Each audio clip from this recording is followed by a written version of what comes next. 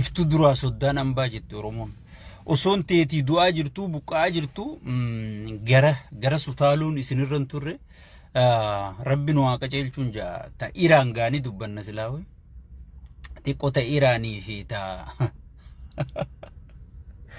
Israa'el tana dubbattan malee qimama jaan idduu sana sii galee Oroo Iraanii fi Oroo Israa'el sii galee isin mee sheer godha walii daddabarsaadha. Amerikaan afaanuma dheengadda regime change Trump gaxutaalee jeesanii fi Israa'elis mootummaa Hayatollah tana darbineeti tabiroo dhaabna jeeni sii galee arra gartee ceasefire lola dhaabu barbaanna nageenyi bu'ee baga gammaddan baga gammanne baga nu dhooytan sii galee jabaan gabbara haadhaaf falmataa jan Oromoon hogii mammaayitu sii galee haadhatii yatana ni kaa godhuun hin ta'u jeetuma haadhuma dullattii tana bar abadan haadhatii yatana ni kaa godhuun hin ta'u aboo haanurraa usu gurbaa kanaamee waatti kennaa jan sii galee fuudhatee kuti laafaan ammoo gabbara obboleettiituu dhabaa jan akkasila dhiiraan jabaattee as baateeti waan itti yaadanii fi waan irratti geggeessaa turan hunda firraa falmitee jechu sii galee sanii fi arra Ameerikaan hundi baga nu rukuttee baga akka feete nu gootee jetteeni gartee harka kennitee fi ajaa'iba addunyaa tana ajaa'ibuma garraa bara ajaa'ibuma garraa mee isin sheer godha walii daddabarsaa dafaatime sagalee teenya sheer godhuun akka waan suwaabaati maaliif nama faarsaan jirru nama tokko gaqqabnee tokko ol qabaan jirru ummata keenyaa fi sagalee ta'u jirra akka waan suwaabaati an dhugaan siima sigale misooma kijibaa faarsaan jirru nama kijibaan ummata keenya fixaa jiru faarsaan jirru sagalee dhugaa tana sheer godhuun garuu akka suwaabattiin si lakkaawaan sigale akka suwaabattiin si lakkaawa rabbilleen akkasumatti isin yaa lakkaawun jedha amma gara sagantaan dhufeefittiin seena duursa ozoon sagantaa tiyyattiin seenne dubbii oowwitu addunyaa wajjis deemuu qabna dubbii oowwitu Iraanii fi Israa'elitti taate tanarraa eenyuutu injifannoon galee yoo kan jennu taate walii galatti namni injifannoon gale Iraanii jechu Iraaniin baga gammaddan baga gammannee jechu Oroo Iraan Oromoonni Iraan deeggaruu turrees anarraa eegali nu hundinuu injifannoon galle injifannoo Oromootiis rabbitti aansu akkuma Iraan galtetti dheengadda akkuma beekamu aboo Israa'el gadhaab yaaboo hasirra dhiiraatiis ni jira gadhaab bozuun janii Israa'el tun akkuma ijoollee gartee narraa himi ijoollee Gaazaa tanaan Iraaniis godha jettee haatee xullug jettee waddaattee oriyaa qottee abboleessu dhayxeete azaaba taa'u keessa seentee jechuudha. Amma keessaa ba'uun qiyaamaan itti baatee Ameerikaan hundi baga nu dhooytee galatoomi jetteeni si galee amma lolli dhaabbatee jira jechuudha. Lolli dhaabbatuuf deema warri gaa Oroo Iraan taatanii wal fixaa turtan amma gaa nama walitti isin araarsu barbaadadhaa isinis. Kadheen gadda gama baatanii wal arrabsaa turtan mee namuma walitti isin araarsu barbaadadhaa jechuudha. Akkuma beekamu lolli addunyaadhaa gartee shiraan guutamtee jirti jechuudha addunyaan tun. Ameerikaan dheengadda Iraaniin dha'uu deema jettee osoon hin dhayin dura guyyaa 4 dura beeksisanii jiran amma iccitiin Ameerikaa jalaa baate sii galee. Maaliif beeksisuma qabaniiru jechuudha. Maaliif beeksisan carariin ichirraa baatu summiin wanti Iraan hojjette sun yoo dhawamte Suudiin teenyatunis hinaftu naannoon sunuu qilleensini faalamaa jechuudha. Dirqama qabdi Ameerikaan waan kana beeksisuuf dha'uuf yaana. Dirqama dha'uu qabdi maas. Tujjaarran ekonomii biyya tanaa sossoosan abbootiin qabeenya warri gartee mootummaa Ameerikaa kana utubanii dhaabbatan ijoollee Israa'elootaati jechuudha. Amma Magdaanos jaanii jira manni nyaataa kun Pepsi, Coca, Marre, warri gartee kaampaaniin gurguddaan warri aktoriin filmoota kun hundinuu ijoollee Israa'elootaati jechuudha. Warri gartee qabeenya guddaa harkaa qaban biyya tanatti addunyuma tanaa even Iraan keessatti illee warri qabeenya guddaa qaban Israa'eloota kana waan ta'eef filmaata Tiraamp illee gahee guddaa taphate. Dhugaadhaan gahee guddaa taphateef Israa'eloota kana jechuudha. Saniifuu jara kana jalaa diduun danda'u bombii teessan kararraa meeshaa jeenis galee. Maaliif wanni sun dhaawamummaa hin qabdu. Silaa osoo waliigalteen jiraatte osoo waliigalteen Iraanii fi amma Ameerikaa faa jidduu jiraatte fuudhaniiti suutaan qilleensa keessaa yaasaa bakka gartee goda Arsenaal itti bahisan kana naqaniiti ichi suutaan bahisanii akkasitti balleessan malee amma dhufteetuma yoo bombii irra buufte naannoon sun guutuun ni faalamti jechuudha. Naannoon sun guutuun ni faalamti waan ta'eef wanna san kararraa fuudhaa jeeni itti dawwaleeti marhaba jeaniiti wanna kararraa fuudhanii kararraa maysanii dachii guddoo tumaa turee jechuudha. Waan san gatu taalleeti duubaa yoo viidiyoo tiyata dabarte yaadattan Ameerikaan dachuma tumtee addachaatee jeetiin himee ture Israa'el jalaa saaxiltee jechuudha. Ballee isofoonii riyyannaan saanii bakti Ameerikaa amanuu dadhabdee kalee ifiitumaa turte dhayite bakki sun hin tuqamnee jechuu harkisiisa. Ameerikaanu bombiin barbadeessine baga gammanne jedhanii nyaata nyaawun hundi dhaqee du'aayii godhee wanni hundi taate hay maal godhanii maaborummaa duubaa Ameerikaa duubaa deebi'anii hay sheeyiticha amanuu dadhabuudha la. Israa'el maal taate duubaa dhayiteetti de bakki sun nan quubsine wanni Ameerikaan goote isiin quubsine jechuu duubaatumaa oolte jechuu maaliif dubbiin hin quubsine jechuu harkisiifti. Wanni sun hin dhaawamne wanni Iraan wanni kiyya takkanarraan dhaawamne wanni kiyyanarraan tuqamne kijiba wanni afuufamu hundi kijiba jettee Iraan ibsa baafte sun dhugaa taate jechuu maaliif gowwaan hoggi wayin dhawajee keessatti fidhawa. Israa'el daranuu wayidooyne jettee dhayxee hiccitii Iraanii waan Iraan gartee ibsa Iraan baafte san puruuf goote jechuu maaliin Ameerikaa amanuu dadhabdeeti waan Ameerikaan barbadeessee mancaasee baga gammaddan jee ummata Ameerikaa hundaan televiziyoona hundaan asiinutti kalee deebiteetti oolte jechuufi.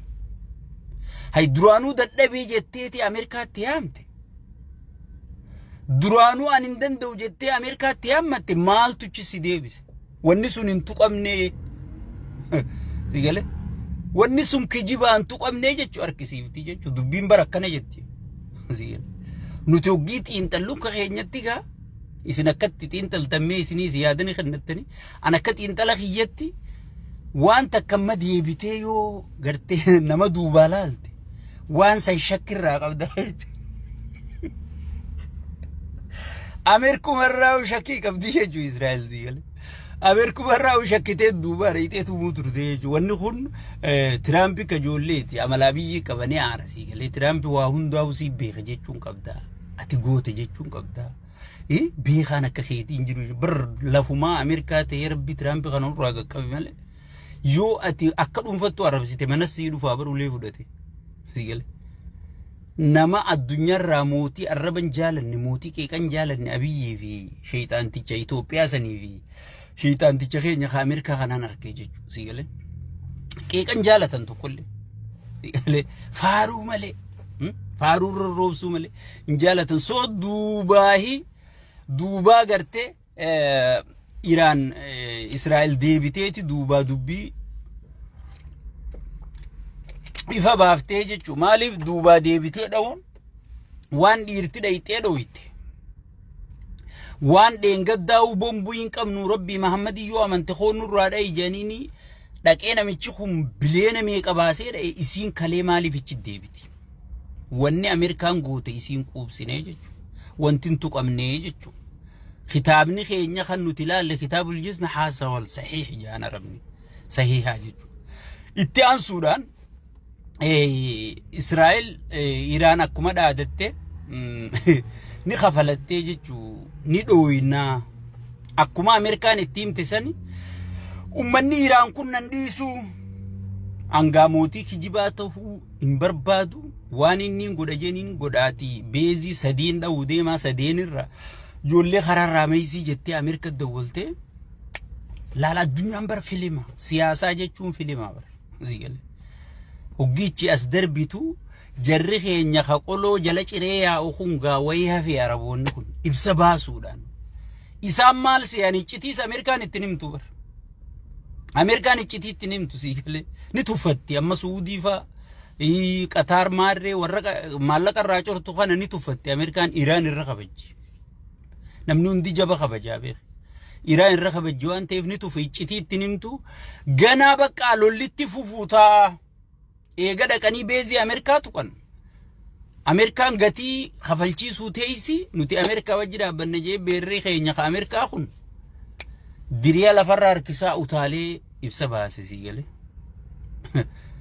dubbiin akkas hin taane ififuu hoggii Tiraampi galatoonfatu ni rifatanii wayi yaa rabbii haaliqa nuti gaa akka gartee nurra laalle jechuu fi dhaynee waa dubbanne namichi Tiraampi galatoonfatee dubbiin akkamiin amma dhufte namoonni keenya irra guddaa an hoggiin taa'ee laalu waan takkaan na dhagahame waan bombii ijoollee Falasxiin irra darbamtu tana namni kafalu Suudii Arabiyaa beeku Suudii Arabiyaan maallaqa kana isaa fiddiyoo jam maallaqaati hajji jetteechi guurtu kana hunda deebisanii bombiidhaan bitanii gartee ijoollee Falasxiin san irratti buusu jiranii waan kun gaan shari'aa hedduu keessan beeku kitaabul jismi irratti ngarre madura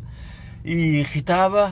keenya kana irratti amantii muslimaa kana irratti mee akkamii sheekutii gaafadhaa waan kana hajji tana irratti maallaqa guddaa dhangalaasu jira jechuudha maallaqi dhangala'u kun Ameerikaatti as deebi'eeti Israa'elii bombii bitee ijoollee Falasxiin san ficcisiisu jira jechuudha hoteela kana baaftaa umra jettee deemta maallaqa guddaa sirraa walii qabu jiran kana haareetti deebisaniiti maallaqni kun gartee baankii Ameerika galeeti Ameerikaan asii fuutee Israa'elii bombiin ergu jirti jechuudha waan kana mee isin warri sheekotiin akka gaariitti waa hunda isin duraan tuttu'inu gartee an akka utaalee namni guun haram dalagu jirtan maarre jeewu kana juun natti ulfaatte waan rabbii tana suutarraa deemuu qabda sigalee waan rabbii tana suutarraa deemuu qabda waan ta'eef waan Suudiin godhu jirtu tana mee isin suutumatti laalaati sheekotiinis fatwaa itti nuu kennaa jechuu soo akkasitti jabaan gabbaraadhaaf falmata jennee Iraan waan caangaltee jirti jechuudha gabaabdutti biitti amata 40 beekadhu Iraan wanni nama ajaa'ibsiifteen amata 40 ol amata haga 50 ga'u uguraatu irra jira ittiin bitina ittiin gurgurinaa jechuu irra jira beekadhu Israa'el Ameerikaan halkanii guyyaa Awurooppaan halkanii guyyaa Ingiliz halkanii guyyaa Austraaliyaan halkanii guyyaa Araboonni kun guutuun qabeenya guutuu halkanii guyyaatti ichi guurantun teknooloojiin amma dhufte jaan Israa'el jirti bar xayyaarri Iraan qabdu ha ummata fe'ee deemuu eletiree dullootaa tokko ngarree hoggii midhaan fe'ate gaaza kana hoggii joo hafuura gurraacha tokko duubaan darbu xayyaarri isaaniitu xayyaara akkasiiti Iraan teknooloojiin akkasitti duuba jirtu san hay akkamitti Israa'el akkana guutii addunyaan haga amma dhiiroo ka'uma qoran Iraan biyya siina nutti hin dhiiftu jabinni kanaa kun eessaa dhufe jarri kun osoo dhugumaan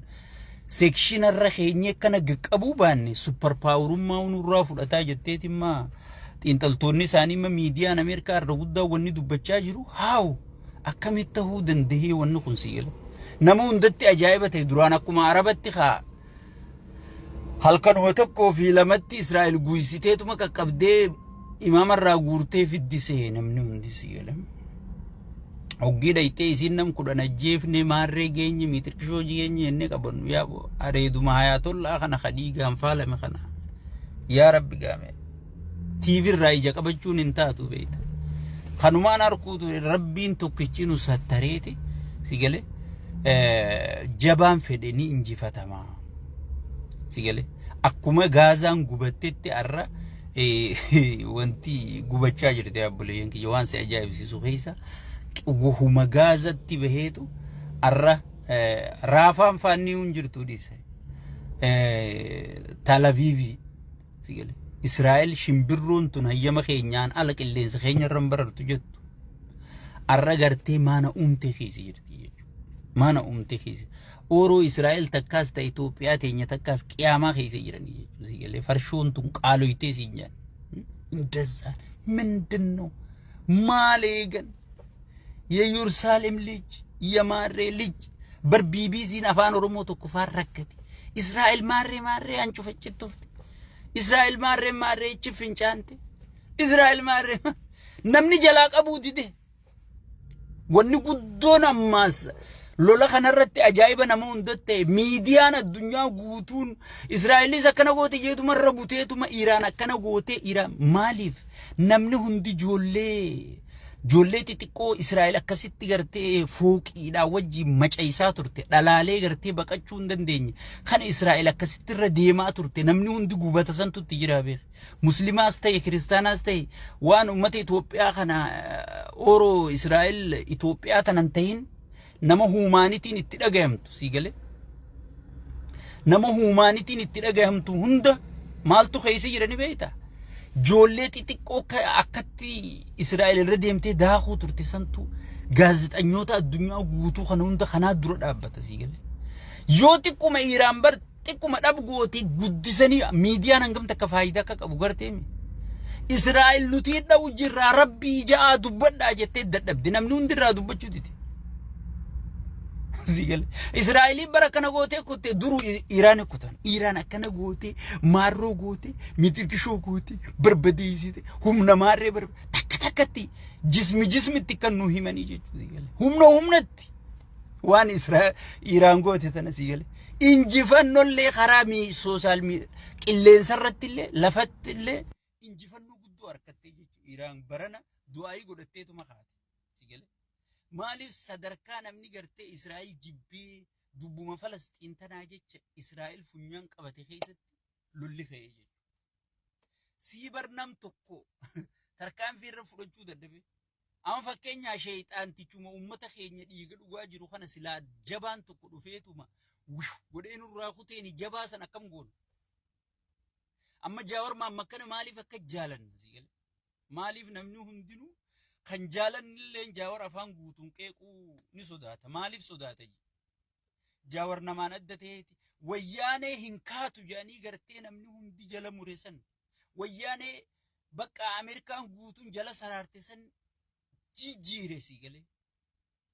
wayyaanee garaa nama gubdee nama hidhuun nama torchi godhuun nama caccabsuudhaan sigale wanna nama godhuu turte san sigale jijjiiree jechuu saniifu wanni isininjuu waan ajaa'ibaat dalagame dubbii addaati ta Israa'elii fi ta Iraan dubbii addaati sigale sagaleen na bira bireedduma so amma gara sagantaa itti aantuuttiin dabra sagantaan itti aantu akkuma beekamu jidduu kanaga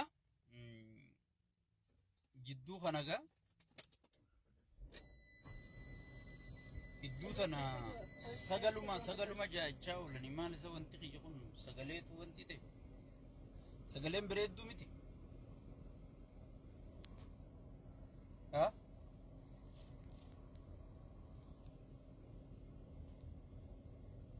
sagaleen bireedduu miti so jidduu kana akkuma beekamu ummanni Itoophiyaadha kan rabbitti fedhe kun namicha rabbitti fedhe kanaa wajjin gartee walga'uma geggeessa yooniif gaafiin takka kaate yoo gaafiin takka dhiyaatte namoonni hundinuu wanni isaan inni godhu amma amala ummata Itoophiyaa barateeti maal godhu jira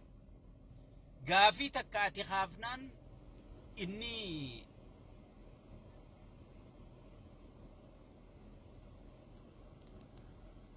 ya nabira lakke ol qabuma sirru nabira sirru marra jirti iddoo tana Facebook maa tokkos godha irra laalina boodarra ni dhageesse Facebook maa tokkos godha ni tolti boodarra ni tolti la Facebook maa sagalee Facebook maa balleessu eegale ni tolti obsaan eeggadha sagaleen sheekhaa gabbuutee ol kaati yaaddeena ummanni gaafiin qabaa fannumaatu barsiisotaatu gaafii gaafate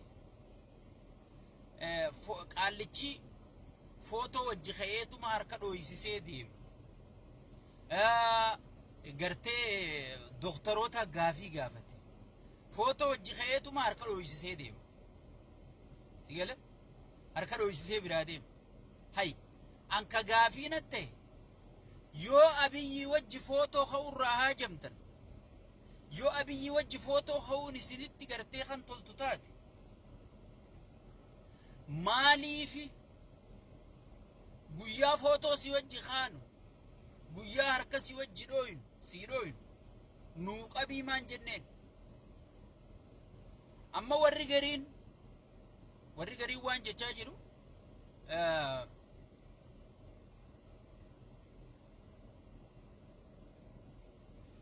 sagaleen sirrii jedhe inni dhuftii siin jee yaadinaa isin sagaleen ni dhufti suuta dhufti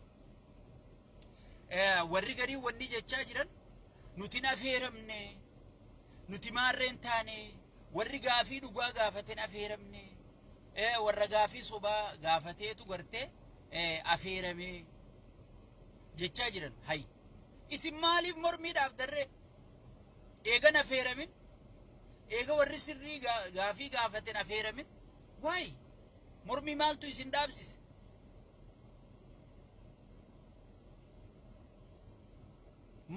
maaltu mormi ta'e isin dhaabsise an amma duraan isin hime doktoroonni Itoophiyaatis gaafii teeysan sigale gaafii teeysan gaafii gartee gaafii senodosii Oromiyaa firraan godinaa yoo arra kara dhaabdan yoo arra gartee waan ummanni isiniin sagalee harkattan tana biyya keeysaa biyya alaatii namni gartee isiniif sagalee ta'u jiru tana yoo dhiiftanii kara dhaabdanii namicha kanaa wajji marii kan jettan taate namichi kun nama marii beekuu miti sheeyxaanaa wajji mari'atee nama furmaata fide addunyaa tanarratti hin garre wanni inni dheengadda isin dubbiseef wanni isin dhageeyfateef hayyoonni sabaa sablammii biyya alaa kana keeysaa fi alaa waliin dubbatanii waan rabbi fidee biyyarra kaaye kana akkam firraa goona malli malami je'anii waan namni wal mari'ateef sigale dheengadda hangas isin jalaa dubbate hoggii ol seentanii bakka namichumaaf harkatumtan paartii mormituu ifiin jetti waan wahuma annumaatu namu miseensuma saatu paartii mormituu ifiin jechi tattaa'een jira waan inni godhe tana deemanii daawwataniiti way akkana gootee paarkii gootee maal gootee hoteela ijaartee miti mee mootummaan kan filamuuf hoteela ijaaruufi mootummaan tokko kan filamuuf sirna ijaaruufi moo hoteela ijaaruufi mootummaan tokko kana aangoo qabatuuf nageenya buusuufi moo nageenya booreysuufi qaallichi kun paarlamarra taa'eeti waggaa diidamiif lollitti fufaa jechaa jira sigale osoo ati ilmoon ati mana barnootatti ergatte nagayaan baratteen galle osoo hattuun sirra ijaaramtee gartee sisaamu jirtuuti qabeenya hannaan dhufe qabeenyi seeraa alaan dhufe kara seera wajji jijjiiramuun ni danda'ama jee osoon paarlamaan gartee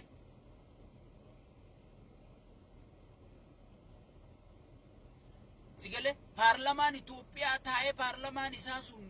irra murteessuufi si saamuun si zarafuun si ukkaamsanii birrii harkachuun qabeenya heeraan alaa harkame gartee seereysuun ni danda'ama jee osoon paarlamaan Itoophiyaa taa'ee ibsa baasuuf way jijjiirama akkanaan garre way maarree akkanaan garre way miitirkishoo akkanaan garre jettanii lafatumu jirtanii jechuudha. Paartii mormituuti moo wanni sun si gale afooshaawwanniitii jechuun gartee ajaa'iba sitti ta'a jechuudha. Angaruu haa ajaa'iba nattee daawwiti ibsaa nama gartee barana nam lamaaf hin qooddan. An oggin namaa qoodde dhugaa namaan dho'isu ni beekta.